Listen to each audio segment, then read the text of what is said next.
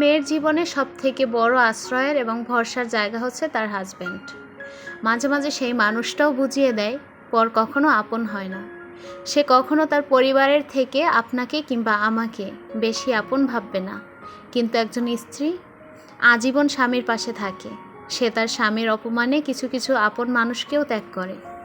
কিন্তু একজন স্বামী তার সঠিক স্ত্রী হলেও সে নিজে স্বীকার করতে পারে না, কারণ তার মনে তার পরিবারই সঠিক। তবে সব পুরুষ মানুষ একরকম নয়, সেই ঘুরে ফিরে সব স্ত্রীরাই খারাপ। হ্যালো এভরিওয়ান, আসসালামু আলাইকুম, welcome back to my another new blog. সবার কী অবস্থা, কেমন আছেন? আই হোপ সবাই ভালো আছেন, সুস্থ আছেন। একদম সকালবেলা থেকেই ভিডিওটি শুরু করেছি। এখানে সকালে নাস্তা রেডি করছি। গতকালকে মুরগির মাংস রান্না করেছিলাম, ওখান থেকে কিছুটা বেঁচে আছে, তো ওটা গরম করে দিয়ে দিব। আর ছেলেরা তো বাসি সেই মাংস খাবে না, ইভেন আমারও খেতে ইচ্ছা করে না, কিন্তু কিছু করার নেই, খেতে হবে। তো রুটি বানানো হয়ে গেছে, কিছু রুটি এখানে বেঁচে গেছে, তো মোটামুটি একটু ছ্যাঁকা দিয়ে তারপর রেখে দিব ফ্রোজেন করে। দেখা যাবে কালকে আর রুটিটা বানাতে হবে না, এটা দিয়েই সকালে তাইফের বাবার আর আমার নাস্তাটা হয়ে যাবে। আমরা মেয়েরা সবসময় বোকার মতো সবাইকে ভালোবাসি, বিশ্বাস করি, আঁকড়ে ধরি। একটা সময় দেখা যায় পরিস্থিতি একটু খারাপ হলেই তখন সেই কাছের মানুষটাও কিন্তু পর হয়ে যায়। আমাদের মেয়েদের জীবনটা এমনই, আমরা যাকে মনে করি নিজের কাছের, একটা সময় সেই মানুষটা বুঝিয়ে দেয় সে আদৌ তার কাছের ছিল না।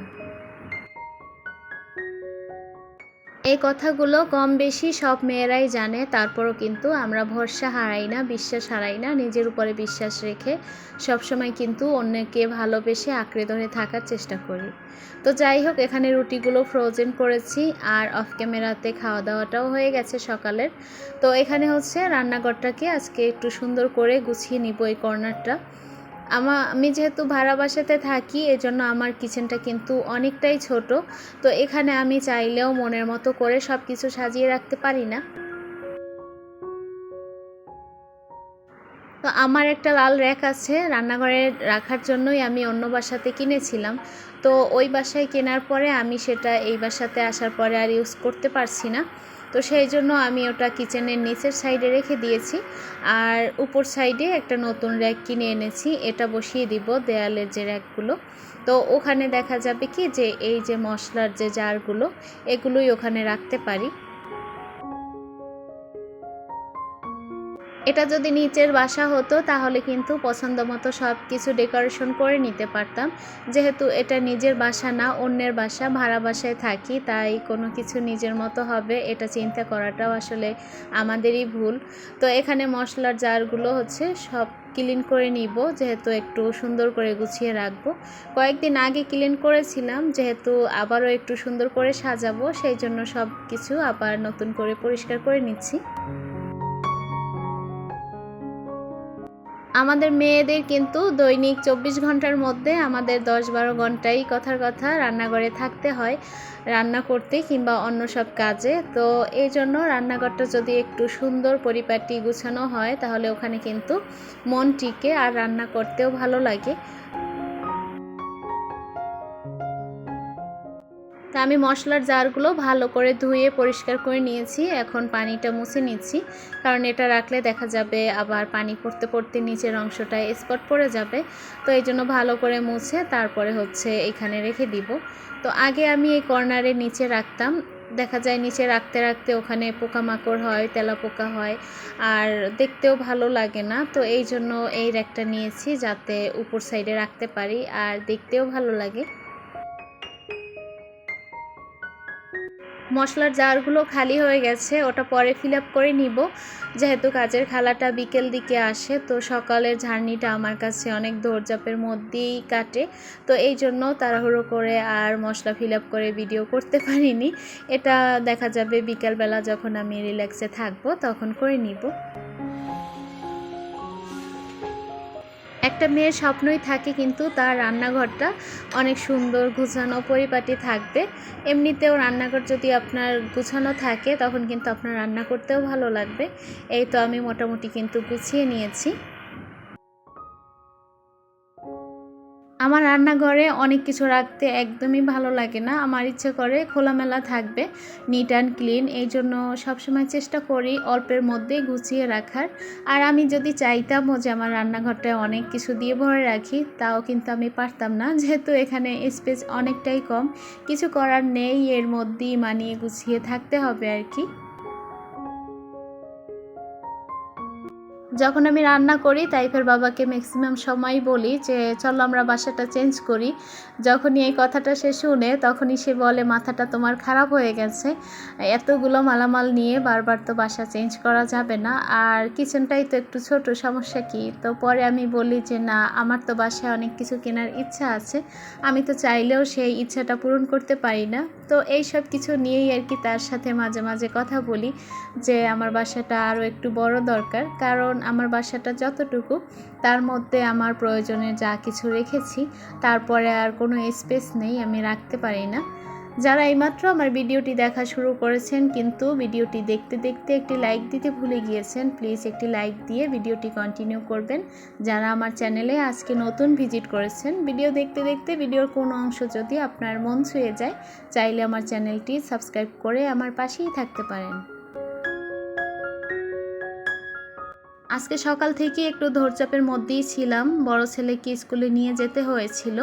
তো সেই জন্য বাসায় আসতে আসতে দেখা যায় কি যে 12টা বেজে গেছে। তো তার মধ্যে আবার ভিডিও করেছি, তো এই জন্য অনেক কিছু রান্না করতে যাইনি। এই ডিম ভুনাটা করব, আর গতকালের মাংস আছে, ওটা দিয়ে আমার হয়ে যাবে। তো ভাবছি যে ছোট ছেলে আর বড় ছেলে, ওদেরকে দুধ দিয়ে খাইয়ে দিব। দেখা যায় ছোট ছেলের জন্য খিচুড়ি রান্না করেছিলাম সকালবেলা, ওটা আছে, ওটা খাওয়াতে পারবো।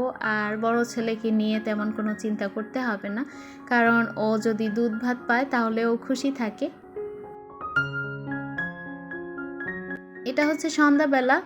বাসায় কিছু ফ্রোজেন করা বেসন ছিল রমজান মাসের, তো ওটা আমি ফ্রোজেন করেই রেখেছিলাম। তো সন্ধ্যাবেলা চাইছিলাম ছেলেকে দিয়ে বাইরে দিয়ে কোনো নাস্তা আনাবো, কিন্তু সবাই তো জানেন কয়দিন ধরে বৃষ্টি পড়ছে খুবই। তো এই জন্য ওকে আর বাইরে পাঠাইনি। আর যদি একবার ওকে বলি যে বাহির থেকে নাস্তা আনো, সে কোনো বাধাই মানবে না, চলে যাবে। তো এই জন্য ওকে আর বলা হয়নি। গতকালকে কিছু বেগুন নিয়ে আসছিল, কিছুটা খাওয়া হয়ে গেছে রান্না করে, আর এখানে অবশিষ্ট কিছু ছিল। ভাবছি বেসন দিয়েই বরং বেগুনি বানিয়ে ফেলি, এটা মুড়ি দিয়ে খাওয়া যাবে। তো সেই চিন্তা ভাবনা করে আর কি এখানে বেসন দিয়ে বেগুনটা ভাজি করে নিচ্ছি। আজকে যখন আমি ভিডিওতে ভয়েস দিচ্ছিলাম, আমার পাশের বিল্ডিংয়ে ঢালাই দিচ্ছিল, সেই সাথে আজানও চলছিল। আমি জানি না এর ভিতরে আপনারা কতটুকু নয়েজ পাবেন। তো যদি আপনাদের শুনতে সমস্যা হয় প্লিজ একটু ক্ষমা সুন্দর দৃষ্টিতে দেখে নেবেন। আর এই তো আমার কিছু বেগুনি কিন্তু ভাজা হয়ে গেছে। বেগুনিগুলো খেতে অনেক বেশি মজা হয়েছিল। এই সন্ধ্যাবেলাটা নাস্তা বানানো নিয়ে একটা সমস্যায় পড়ে যায়, যেহেতু ওরা দুই ভাই, আমি যেটা খাই সেটা ওরা খায় না, আবার ওরা যেটা খায় সেটা তো আমি বড় মানুষ খেতে পারি না। তো এই জন্য আর কি একটা সমস্যা হয়ে যায়। যদি কোনো খাবার বানাই সেই খাবারটা অনেকটাই বেঁচে থাকে, তো ওটা নিয়ে আমি একটা মহা যন্ত্রণার মধ্যে পার করছি আর কি দিন। আমরা প্রত্যেকটা মেয়েরাই কিন্তু ভাজা পোড়া বলেন, তারপরে চটপটি, ফুচকা, বেলপুরি, এগুলো অনেক বেশি খেতে পছন্দ করি। কিন্তু এগুলো তৈরি করব যে বাসায় যদি বেশি মানুষ না থাকে, তাহলে কিন্তু সেগুলো তৈরি করা হয় না, কারণ দেখা যায় একার জন্য সব কিছু করা সম্ভব না। তো এখানে আমার চপগুলো ভাজা হয়ে গেছে, আমি সেই বেসনের মধ্যে কিছু পেঁয়াজ দিয়ে দিচ্ছি। তো আমি যেহেতু দেশি পেঁয়াজ খাই, পেঁয়াজগুলো অনেক ছোট ছিল, এখানে যদি ইন্ডিয়ান পেঁয়াজগুলো থাকতো তাহলে আরও বেশি ভালো হতো। তো পেঁয়াজগুলো বেসনের মধ্যে দিয়ে এভাবে ভাজি করলে কিন্তু খেতে অনেক বেশি মজার হয়, আপনারা চাইলে একবার ট্রাই করে দেখতে পারেন। আমরা যারা ইউটিউবে ভিডিও আপলোড করি, ভিডিও তৈরি করি, আমরা নিজেরা জানি যে এগুলো তৈরি করতে কতটা কষ্ট হয়, মেহনত হয়। তাই সবাইকে অনুরোধ করব, প্লিজ আপনারা ভিডিও দেখার সময় একটা লাইক দিয়ে দিবেন, কারণ আপনার একটা লাইকের কারণে আমার ভিডিওটা আরও কিছু দর্শক দেখার সুযোগ পাবে। তো যেই পরিমাণে ভিউজ আসে সেই পরিমাণে কিন্তু লাইক একদমই আসে না, তাই প্লিজ সবাই লাইক দিয়ে তারপর ভিডিওটি কন্টিনিউ করবেন। বেসনের মধ্যে পেঁয়াজ দিয়ে এই যে রেসিপিটা, এটা যদি আপনারা একবার ট্রাই করেন, জানি না কেউ ট্রাই করেন কি না, কারণ আমি এখনও কারো ভিডিওতে এগুলো দেখতে পাইনি। যদি আপনারা কেউ না খেয়ে থাকেন তাহলে অবশ্যই এটা একবার ট্রাই করবেন, অনেক বেশি মজা হয় খেতে। এটা যদি আপনি ছোলা ভাজি বা মুড়ির সাথে খান তাহলে বুঝতে পারবেন। তো এই তো ছিল আমার আজকের ব্লগ। আপনাদের সবার দীর্ঘায়ু এবং সুস্বাস্থ্য কামনা করে আজকের ব্লগটি এখানেই শেষ করছি। আল্লাহ হাফিজ, আসসালামু আলাইকুম।